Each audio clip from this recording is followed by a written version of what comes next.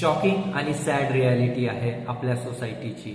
आपल्याकडे दोन डेफिनेशन्स वापरल्या जातात एखाद्या व्यक्तीसाठी, पण ते टोटली डिपेंड आहे तो करंटली कुठल्या पोझिशनवर आहे.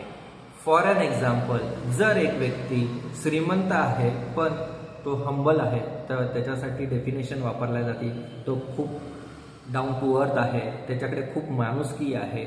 ॲट अ सेम टाइम एखादा गरीब माणूस जर हंबल असेल तर बोलल्या जातं त्याची तर ती मजबुरी आहे, त्याला दुसरा काही पर्याय नाही आहे. अजून एक एक्झाम्पल, जर एक श्रीमंत माणूस बिझी असेल, त्याच्या कामामध्ये हार्डवर्किंग असेल खूपच, तर बोलल्या जातं की तो हार्डवर्किंग आहे, वर्कहोलिक आहे, पॅशनेट फॉर वर्क आहे.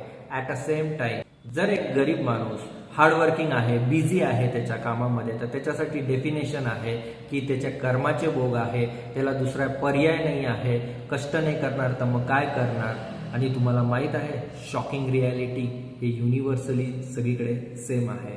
So it's totally depend upon you, तुम्हाला तुमच्या लाईफमध्ये कुठल्या डेफिनेशनमध्ये फिट व्हायचे आणि कुठले डेफिनेशन्स तुम्हाला टॅग ऑन करायचे आहे. So transform your mind, change your future. लवकरच भेटूया. Stay connected.